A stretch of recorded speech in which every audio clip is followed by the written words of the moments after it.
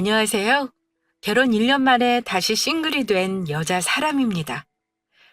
사연을 들을 땐 아무런 생각 없이 들었었거든요. 그런데 막상 사연을 적으려 보니 자기소개하는 첫 문단부터 말문이 턱 막히네요. 제가 원해서 싱글이 된 게 아닌데 저의 지금 상황을 소개하기 위해 다시 싱글이라는 말을 빼기 어렵다는 생각이 들었습니다. 이혼녀, 돌싱녀라는 말은 왠지 아직 어색하게 느껴지거든요. 길지 않았던 결혼 생활이지만 좋았던 기억보다 안 좋았던 기억이 더 많이 남아요. 오래 만나면 첫인상이 그 사람의 기억으로 남는다고 하죠. 하지만 저처럼 만남의 끝을 경험하신 분이라면 알 거예요. 첫인상보다 그 사람과 했던 마지막이 머릿속에 더 남는다는 건 말입니다. 저도 그러네요. 사랑의 콩깍지가 씌어 결혼을 진행했던 초기의 신혼보다 진흙탕 싸움으로 서로 헐뜯고 비난했던 마지막이 그 사람과의 추억으로 남았으니까요. 그리고 그 과정에서 저의 잘못이나 제가 원했던 건 하나도 없었기에 더 씁쓸하게 기억되네요. 그래서 아마 이혼녀, 돌싱녀라는 말이 어색하고 사용하기 싫은 것 같습니다. 아무리 시대가 변하고 시선이 많이 달라졌다 해도 이혼이라는 꼬리표는 실패라는 인식을 떨쳐버릴 수가 없네요. 그래도 남은 인생 패배자 느낌으로 살면 안 되겠죠? 팀전인 결혼은 실패했지만 개인적인 제 인생은 성공해 보렵니다. 제 탓이 아니었으니 훌훌 털어버리려고요. 터는 것도 용기가 필요하다는 걸 새삼 사연을 적으며 깨닫습니다. 평소와 다르게 바쁜 척하면 바람 핀다더니 남자들 의외로 단순해요. 그렇게 티내고 다니면서 배우자가 모르길 바라는 걸까요? 당신이 향수 뿌렸어? 웬일이야? 화장품 바르라고 해도 귀찮다고 맨 얼굴로 나가는 사람이 향수를 다 뿌리고? 여자라도 생겼어? 향수 뿌리면 여자 생기는 거야? 나한테 진이 너 말고 여자가 어딨다고 그래? 같은 부서 여직원이 해외여행 다녀오면서 팀 선물로 향수를 선물해줬어. 작은 병인데 패키지로 싸게 샀다나? 다들 하나씩 가져가고 남은 거 가져왔는데 생각보다 향이 괜찮더라고. 선물 받았는데 안 뿌릴 수 없잖아. 그래서 몇 번 뿌리다 보니 괜찮은 것 같아서 뿌리는 거지. 바람은. 평소 얼굴에 로션 바르는 것도 귀찮아하던 남편입니다. 그러던 위인이 며칠 전부터 향수를 뿌리기 시작했어요. 제가 냄새에 민감해 빨래하고 섬유 유연제도 진하게 안 하는 스타일이거든요. 그런데 집안에 새로운 향기가 진동하니 모를 일 없죠. 선물 받아서 안 뿌릴 수 없다는데 솔직히 전 헛웃음이 나더라고요. 여자의 촉 있잖아요? 이건 뭔가 있어도 있다라는 감이 딱 온 거죠. 따지고 들어봤자 좋은 거 없단 생각에 지켜보기로 했습니다. 제가 알고 지내던 남편 성품은 누구에게 선물 받아도 귀찮고 번거로운 거 안 했거든요. 단지 누가 선물해줬고 안 할 수 없어라는 그 말 자체가 평소와 다른 생각이라는 걸 남편은 인지하지 못한 것 같았죠. 하지만 슬프게 전 인지했고 이 남자가 바람 필지 모른다는 촉이 발동한 거예요. 물론 바람이 아닐 수 있습니다. 다만 확실하게 느꼈던 건 다른 여자에게 관심을 주고 있다는 사실이었죠. 연애를 하는 것도 아니고 결혼하고 6개월이 채 안 된 시점인데 말이 안 되는 순간에 벌어졌어요. 가슴은 방망이로 치는 것처럼 쿵쾅대는데 머릿속은 생각보다 차갑게 식어가는 느낌이었습니다.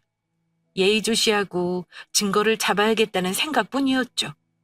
그러다 생각지도 않은 포인트에서 남편이 바람 핀다는 게 확실해졌습니다. 바람은 똑똑한 사람이나 피는 거라고 느끼는 순간이기도 했죠.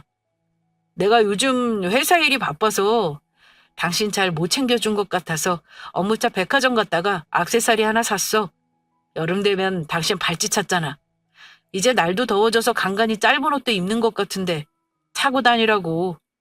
쑥스러우니까 나 출근하면 열어봐. 알았지? 당신 있을 때 보면 어때서? 지금 볼게. 기다려봐. 이왕이면 당신 볼 때 참으면 좋은 거 아니야? 아니야. 나 가고 봐. 오랜만에 편지도 썼는데 민망해서 그래. 간다. 며칠이 지났을까. 남편이 아침에 웬 작은 상자를 내밀었습니다. 제가 액세서리를 좋아하는 건 아닌데 여름에 발자하는 걸 좋아해요. 손에 뭘 하는 건 타자를 치는 업무를 할 때 걸리적거리더라고요. 그런데 발찌는 하루 종일 차고 있어도 불편하지 않고 가벼운 옷차림에 뭔가 신경 쓴 티 내는 것 같아서 하게 되는 것 같습니다. 그걸 기억했던 남편이 백화점으로 외근 나갔다가 제 생각이나 사왔다는 말을 한 거죠. 거기에 한술 더 떠 편지도 썼으니 남편이 출근한 뒤 보라는 말을 했고요. 저는 속으로 웬일이지? 라는 생각을 했습니다. 그리고 바람이라고 생각한 제 촉이 잘못된 건가 싶었죠. 그렇게 남편은 부끄럽다며 재빨리 출근을 하고 아직 출근 준비를 덜 마친 전 남편이 두고 간 작은 상자를 열었어요. 설레는 마음, 결혼하니 좋네라는 행복감이 스쳤죠. 상자 안에는 화려하지 않은 은은한 빛깔을 가진 발찌가 들어있었어요. 군데군데 반짝이는 모양을 가진 큐빅은 심플한 발찌를 예뻐 보이게 만들기 충분했고요. 발찌를 꺼내 찬찬히 둘러봤던 전 한켠에 발찌를 내려놓고 안에 들어있는 작은 쪽지를 폈어요. 그리곤 이내 머릿속이 복잡해졌습니다. 상아야, 향수 선물해준 거 고마워. 요즘 아침마다 네 향기로 시작하니 매일 같은 세상에 있는다는 게 행복해. 사랑한다? 남편이 썼다는 편지엔 제 이름이 아닌 다른 여자의 이름이 있었어요. 흘러간 옛 노랫말이 생각나면서 그 멍청이가 여기에 있다니. 맙소사라는 어처구니 없는 상황에 잠시 넋놓고 있었습니다. 예전에 제가 어릴 때 쿨이라는 댄스 가수가 한창 인기를 끌었어요. 그 가수들이 부른 노래 중 인기를 끌었던 노래들이 많은데요. 그중 한 노랫말 가사가 지금 이 상황과 똑같았거든요. 겉과 속에 이름 틀렸었나 봐 라는 가사요. 바람피는 남자가 여자친구 둘에게 편지를 썼는데 봉투 겉면과 속편지의 이름이 틀려서 된통 혼난다는 가사였죠. 한참 그 노래를 들을 땐 세상에 그런 바보도 바람을 펴라고 웃었거든요. 그런데 정말 그런 바보 남편도 바람을 피고 있었던 거죠. 남편이 선물이 마음에 드냐고 물을 텐데 뭐라고 답하지? 머릿속이 복잡해졌습니다. 편지가 다르게 전달되었다면 그쪽에서도 알 텐데 내가 먼저 터뜨릴 이유가 있을까? 그런 생각도 들었거든요. 영화나 드라마를 많이 봐서일까요? 바람 피는 걸 밑박간다는 의심도 조금 들었어요. 그렇지 않고서는 이런 멍청한 짓, 꼬리 잡힐 만한 짓을 할 리가 없잖아요. 그만큼 되게 어이없는 실수로 바람 피우는 걸 저에게 알린 셈이었습니다. 안녕하세요. 이진희 씨 되시죠? 전 최상아예요. 상진 씨 회사 동료인데 잠시 만나 뵙고 이야기 나눴으면 해요. 상진 씨 회사 동료라면서요. 저랑 만나서 할 이야기가 있으세요? 제가 알아야 할 게 있나요? 왜 그러세요? 처음 보는 여자가 전화하면 이야기 빤한 거 아니에요? 아니 모른 척하고 싶은 건가요? 다 큰 성인끼리 애써 돌려 말하지 말죠. 상희 씨가 저에게 줄 선물을 그쪽에게 주면서 그쪽도 잘못 전달된 편지 받은 거 아니에요? 이미 다 알고 있을 텐데 왜 순진한 척 하는지 모르겠어요. 혹시 듣고 싶은 이야기 따로 있는 건 아니죠? 보여줄 것도 있고 하고 싶은 말도 있으니 모르는 척 말고 나와요. 안 나오면 오히려 그쪽이 손해일 수도 있어요. 아침에 선물을 주고 간 남편은 저에게 선물이 어떠냐고 묻지 않았어요. 원래대로라면 궁금해하는 전화가 와도 한참 왔겠죠. 아마 회사애가 상간녀에게 선물을 주고 상간녀도 편지를 열어봤겠죠. 그리곤 편지 주인이 뒤바뀐 걸 알아챘을 거예요. 하루 일과가 다 끝나도록 저에게 이렇다 할 대꾸가 없으니 상간녀가 총대를 매기로 한 것 같았습니다. 그런데 솔직히 어이없었어요. 이렇게 당당한 일일까 싶었거든요. 제가 안 나간다고 손해일 일이 있을까? 바람핀 사람들은 역시 낯짝도 두껍구나 생각했어요. 그렇지 않고서 이렇게 뻔뻔하게 전화하고 만나자는 요구를 아무렇지 않게 할 수 없을 테니까요. 그렇게 퇴근 후 전 상간녀를 만났습니다. 이게 뭐예요? 순수한 건지 아니면 멍청한 척 컨셉을 잡은 건지 모르겠네요. 뭔가를 받았으면 일단 보는 게 먼저 아니겠어요? 보면 아실 거 아니에요. 답답하게 하나부터 열까지 떠먹여줘야 알아요? 보시면 알겠지만 저 임신했어요. 임신 2개월에 접어들었고요. 아직 상진 씨한텐 말 안 했어요. 상진 씨가 어떤 마음인지 임신한 이상 중요하지 않으니까요. 요즘 아무리 애 지우는 게 아무렇지 않다고 해도 전 지울 생각 없거든요. 그렇다고 아이를 아빠 없이 키울 생각은 더더욱 없어요. 그러니까 상진 씨 놔주세요. 상진 씨 건너 상황 듣고 이혼 안에 만회하는 것보다 여자 대 여자로 결판 짓는 게 확실한 것 같아서 보자고 했어요. 제 눈앞에서 이혼하겠다는 대답 듣고 싶었거든요. 아직 아이 안 가져봐서 모르겠지만 임신하면 그래요. 엄마는 아이 위해서 뭐든 할 수 있죠. 그 첫 번째가 온전한 가정을 만들어주기라 신뢰를 무릅쓰고 이렇게 찾아왔네요. 커피숍에서 만나기로 했는데 앉자마자 웬 서류를 내밀더라고요. 뭐냐는 말에 절 아래 위로 훑으며 한심하게 봤어요. 뭔진 보면 알 텐데 그것까지 하나하나 알려줘야 하냐는 말투였죠. 뭐가 그리 당당한지. 저를 대하는 태도가 너무 무례하다는 느낌에 앉아서 이야기를 섞는 것 자체가 불쾌했어요. 그러더니 남편의 아이를 가졌다며 이혼을 요구했습니다. 그 요구도 너무 뻔뻔했어요. 누가 보면 제가 첩이고 이혼을 요구하는 저 여자가 본처라고 착각할 정도로요. 그 여자가 하는 말은 온전한 가정을 이루는데 방해꾼이 저인 셈이었죠. 남편에게 이혼을 요구하고 이혼 한 해 만회하는 과정을 지켜보기 시간이 아깝다는 표현도 서슴지 않았습니다. 임신하면 태교가 중요한데 그 시간 동안 뱃속 아이가 아빠 목소리도 듣지 못하는 게 싫다는 말도 했으니까요. 듣고 있는데 화가 나더라고요. 대체 이 여자는 미안함, 민망함, 죄책감 하나 없을까? 어떻게 이렇게 뻔뻔하고 당당하게 이혼을 요구할까? 별의별 생각이 다 들었습니다. 설마 속으로 제가 뻔뻔하다고 생각하는 건 아니죠? 그래도 상관없어요. 상진 씨 결혼한 지 8개월이 다 되도록 아이 없는 거 보면 오히려 부부의 연이 아닌 건 그쪽 아닐까요? 저 상진 씨 만난 지 이제 3개월이에요. 그런데 아기가 벌써 2개월. 그런 말 다 한 거죠? 부부 연도 아닌데 먼저 만나 결혼했다고 억울해할 건 없다고 생각해요. 더 잘 맞는 사람들이 만나 사는 게 인생이죠. 오히려 길고 긴 인생에서 본다면 저와 상진 씨 그리고 제 뱃속의 아이가 가족을 이루는데 방해하는 건 진희 씨일 수 있으니까요. 상간녀는 아예 작정을 하고 나온 것 같았어요. 머릿속으로 생각을 정리하고 있는데 제 마음에 들어왔다 나온 것처럼 제 속을 꿰차고 있었습니다.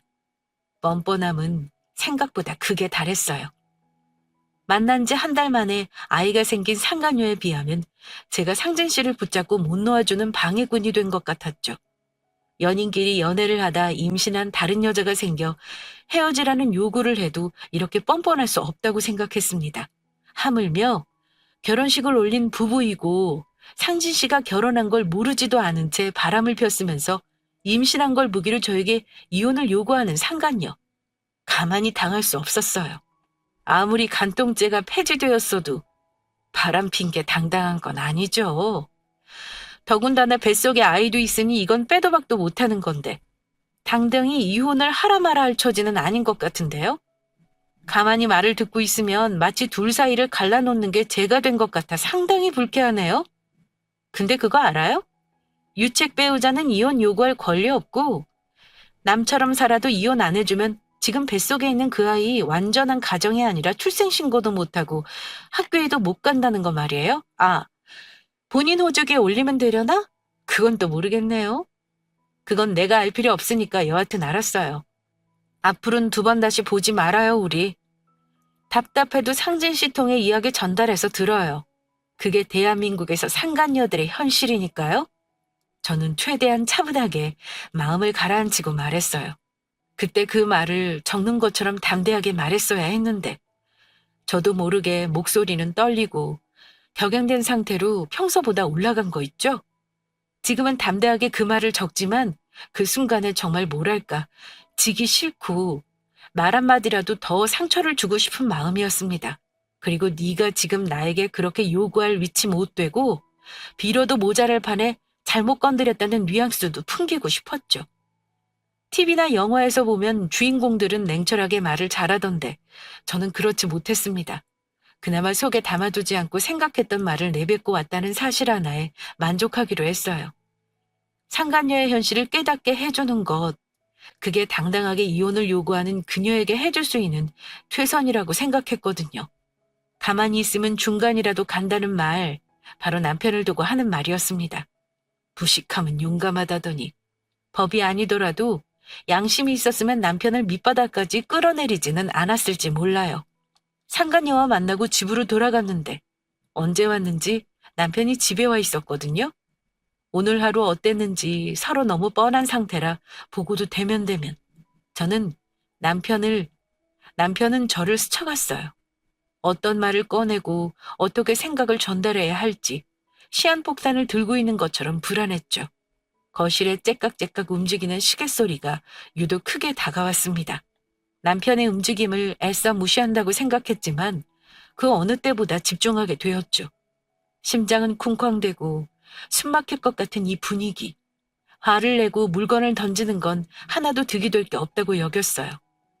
이혼한다고 하더라도 가능한 깔끔하게 마무리 짓고 싶었습니다.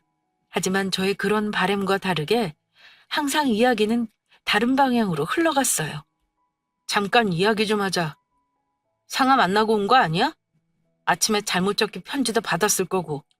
왜 아무런 말을 안 해? 사람 더 불안하게. 상황이 아니면 아니라고 말을 해야 나도 변명을 하던 뭐라고 이야기를 할 텐데 다 알고 있으면서 아무 말도 안 하니까 답답해 미치겠다. 이리 와. 이야기 좀 하자. 말 잘 꺼냈네. 이야기를 한다고 하면 내가 아니라 당신이 먼저 해야 하는 거 아니야? 적어도 이 결혼에 대해 유지할 생각이 있다면 말이야? 편지 잘못 전달한 거 알았으면 손이 발이 되게 빌어야 하는 거 아니냐고. 잠시 스쳐가는 바람이다 실수했다. 내가 미쳤던 것 같다 그런 말들 말이야. 그런데 뭐? 상아 만나가 온 거 아니냐고? 아침에 잘못된 편지로 바람 피우는 거 알게 만들더니 바람 피는 거 확신은 당신 입이 아니라 상간녀 입에서 들어야 해? 그것도 임신했다는 말까지? 뭐? 상아가 임신했어? 진짜? 그걸 당신이 어떻게 알아? 상아가 상아 입으로 이야기해? 정말? 그럼 나 아빠 되는 거야? 미안, 잠깐 나 좀 나갔다 올게. 나갔다 와서 이야기 마저 하자. 일단 상아 만나서 임신한 게 맞는지 내 눈으로 확인해야겠어. 당신 지금 여기서 한 발자국이라도 나가기만 해봐. 미안, 이따 봐. 야, 한상진! 안 들어와? 야! 그렇게 전 남편이 바람 폈다는 사실을 알고 처음 말을 꺼내는 그 순간 혼자가 되었습니다. 이야기를 마무리 짓기도 전에 남편은 상간녀의 임신 사실을 알고 기쁨을 감추지 못했죠. 눈앞에서 그 모습을 바라보는데 저는 처참하게 부서졌어요. 상간녀만 그런 게 아니라 사랑해서 결혼했던 이 남자에게도 저는 없네요. 철저하게 무시당하고 존재감이 없던 것처럼 거실 한복판에 서 있었습니다. 당당하게 저에게 임신 사실을 알렸던 상간녀 때문에 저는 당연히 남편에게도 알렸을 거라 생각했어요. 그리고 알리지 않았다 하더라도 어차피 알 사실이라 생각했죠. 상간녀가 임신했다고 당당히 절 찾아왔던 순간보다 상간녀 임신 소식을 듣고 기뻐하는 표정을 지으며 한 걸음에 상간녀에게 달려간 남편을 보는 제 마음이 더 아팠습니다. 그리고 사연이나 TV 드라마에서 보던 것처럼 어떻게 해야겠다는 생각이 들지도 않았어요. 한없이 지하로 떨어지고 떨어져서 저라는 존재가 사라지길 바랬죠. 이 상황을 어떻게 마주해야 할지 용기가 나지 않았습니다. 마무리를 해야 하는데 어떻게 하는 게 현명한지 해결 방도도 떠오르지 않았어요. 그냥 이 순간이 빠르게 지나가 기억도 나지 않았으면 좋겠다고 현실을 외면하고 싶었답니다. 감당하기 어려운 문제에 직면했을 때 용기 있게 대처할 수 있을 깜냥이 아니라는 사실을 슬프게도 알아버린 거죠. 얼마간의 시간이 지났을까? 집으로 돌아온 남편은 그런 저의 기분을 아는지 모르는지 자기 할 말을 이어갔습니다. 우리 이혼하자. 사실 우리 사이에 아이가 있는 것도 아니고 아이가 생긴 이상 남자라면 책임지는 게 맞는 것 같아. 그래도 우리 결혼 생활 8개월은 했으니까 재산 분할은 해야 할 것 같아. 위자료는 내가 잘못했으니까 바라지는 않을게. 그냥 지금 이 아파트에 대한 부분만 분할하고 나머지는 당신 가져. 그게 내가 마지막으로 당신에게 해줄 수 있는 부분인 것 같아. 일이 이렇게 될 줄 나도 몰랐어. 미안하단 이야기는 안 할게. 괜히 들어서 좋은 거 없으니까. 그냥 우리 인연이 아니었다고 생각하자. 결혼해서 아이가 생기지 않으면 부부의 연이 아니라는 말도 있다며? 상아가 그러더라. 우리 결혼한 시간보다 내가 상아 만난 시간이 더 짧은데 덜컥 아이 들어선 거 보면 부부연은 내가 당신이랑 있는 게 아니라 상아랑 있는 것 같다고. 나도 들어보니 그런 것 같고. 그러니 당신도 나에게 미련 갖지 마. 이미 끝난 일 깨끗하게 정리하자. 재산 분할? 오히려 위자료를 네가 나한테 줘야 하는데 어떻게 진행되는지 몰라도 이렇게 모를까. 상간녀를 만나고 온 남편은 말도 안 되는 궤변 논리를 펼쳤습니다. 무식하면 용감하다는데 대체 어디서 이런 생각을 할까 싶었거든요. 재산 분할 소송의 진정한 의미는 알까 싶었죠. 재산은 말 그대로 기여한 사람의 수고와 노력을 인정해 나누는 거니까요. 그런데 지금 살고 있는 이 아파트 저희 친정에서 해주셨거든요. 결혼 전 남편은 모은 돈이 거의 없었어요.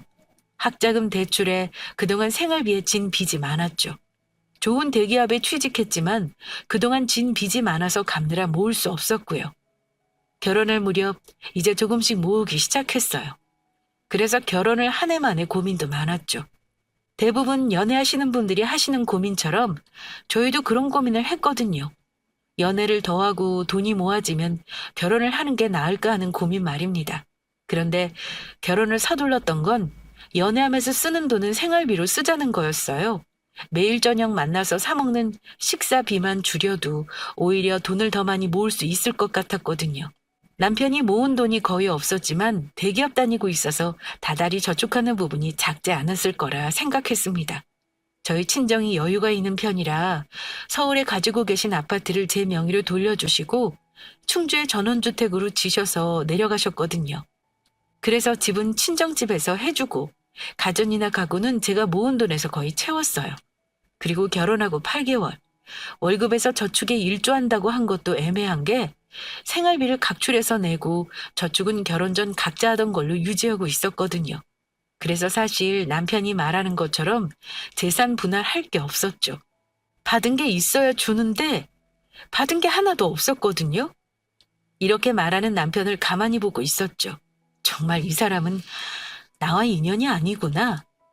이때 처음 그런 생각이 들었습니다. 정말 상간녀와 남편은 천생연분이었어요. 둘 다 멍청하고 생각이 없었으며 뻔뻔했으니까요. 진이야, 이제 무슨 말이야? 앞으로 할 말 있으면 변호사를 통해 하라니. 아직 법적으로 우리 부부 사이 아니야? 아니 세상에 어느 부부가 변호사를 끼고 말한다고 그래? 한 치 건너 두 치라고 변호사 끼고 이야기하면 우리가 말이나 제대로 할 수 있겠어?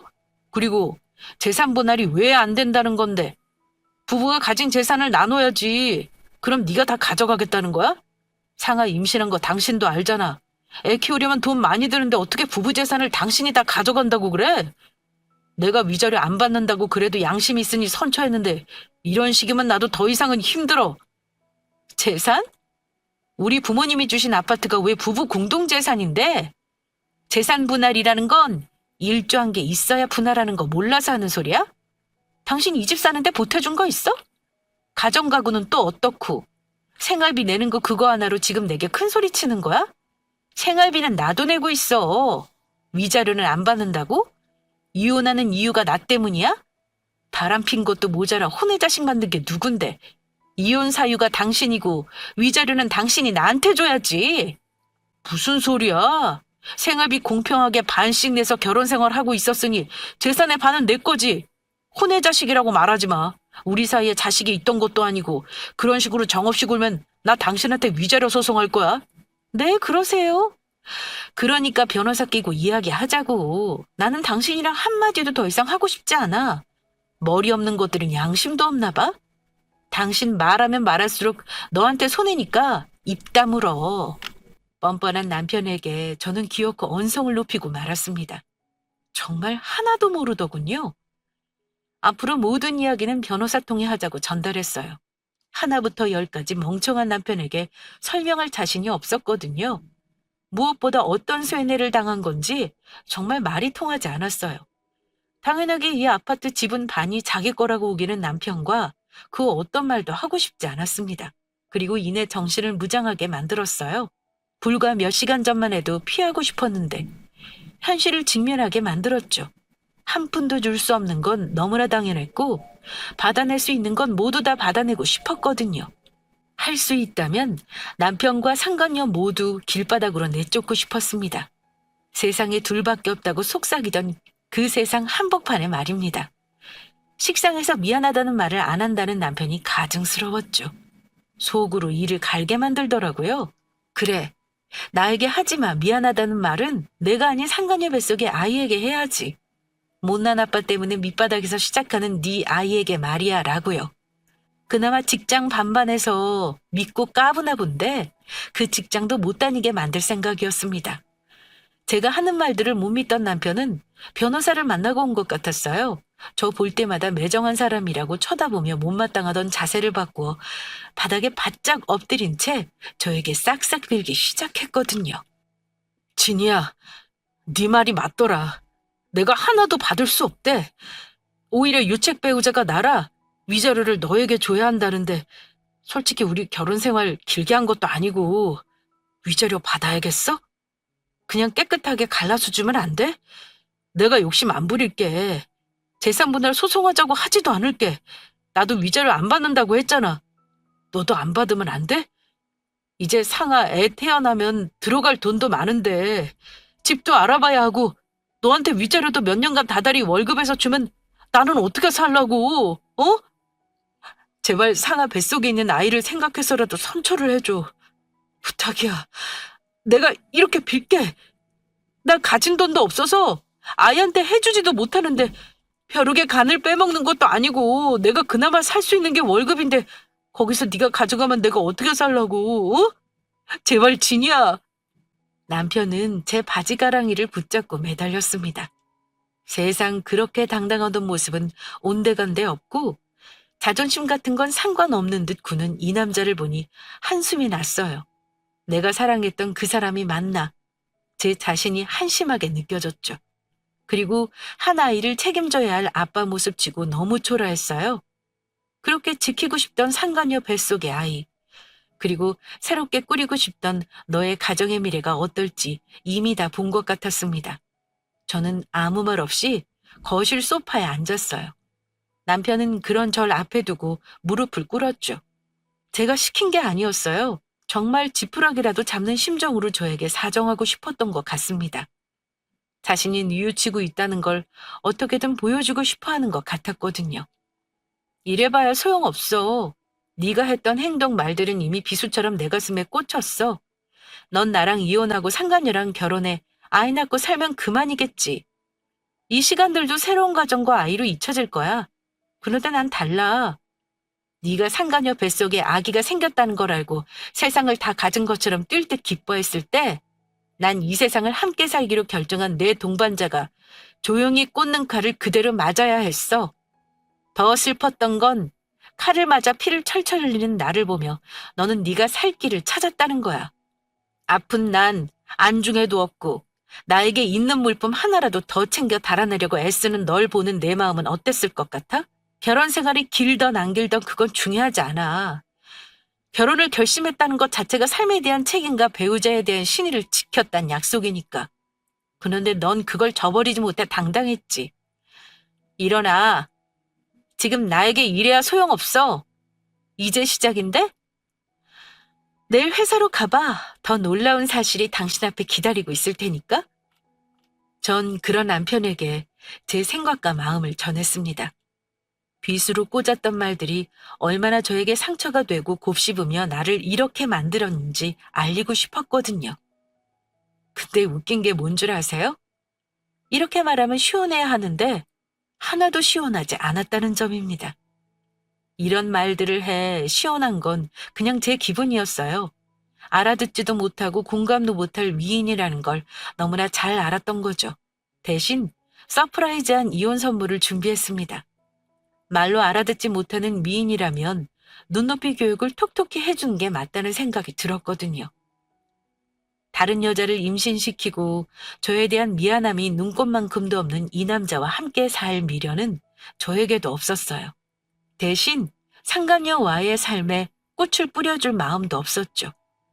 신혼 단꿈에 빠질 절, 흙바닥에 뒹굴게 만들었으니 핑크빛 가정을 꿈꾸고 있을 그 년놈들에게 현실을 직시하게 만들어주고 싶었습니다. 다음 날 출근한 남편에게 미친 듯 전화가 울렸어요. 상간녀에도 전화가 왔죠.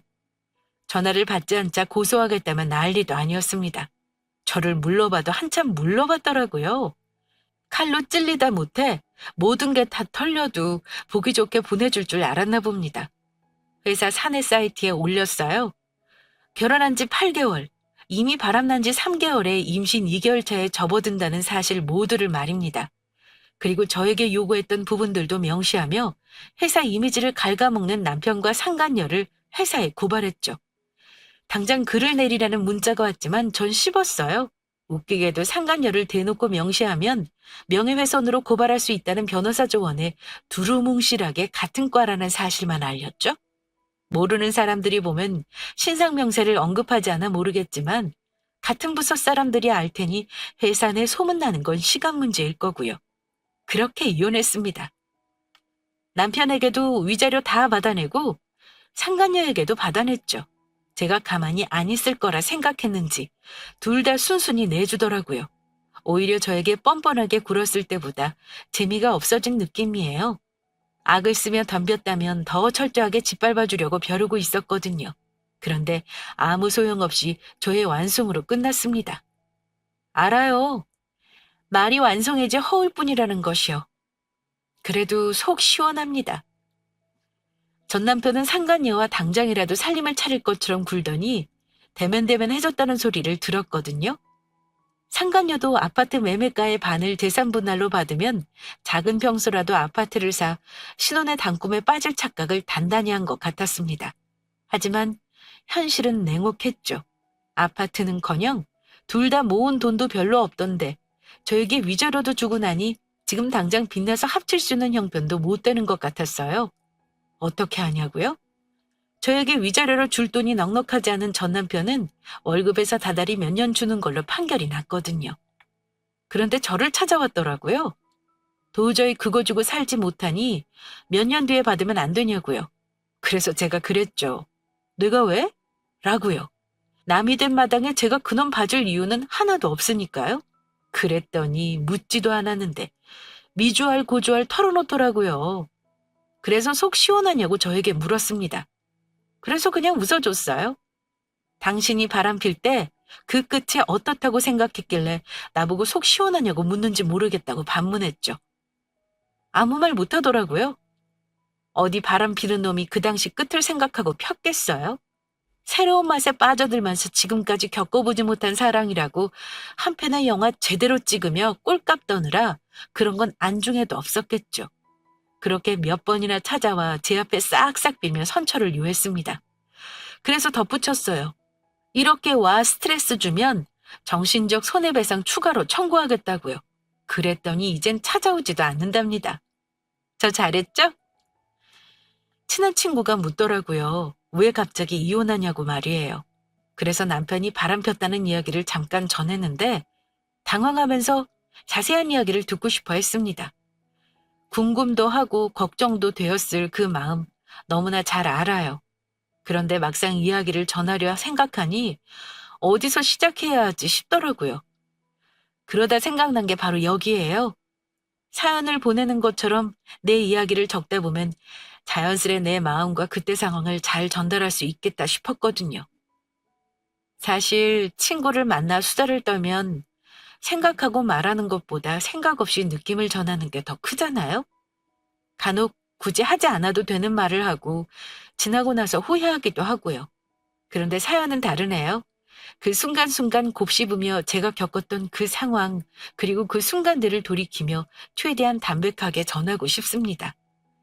그래서 아픈 상처지만 더 자세하게 들여다볼 수 있는 것 같고요. 괜찮다고 생각했는데 사연 적으면서 얼마나 울었는지 모르겠어요.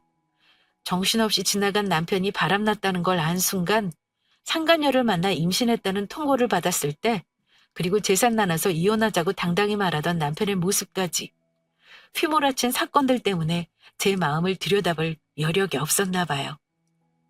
하나하나 그때 상황을 돌이켜보니 죽지 않고 살아서 사연 전하는 게 용하다고 제 자신을 토닥이고 싶습니다.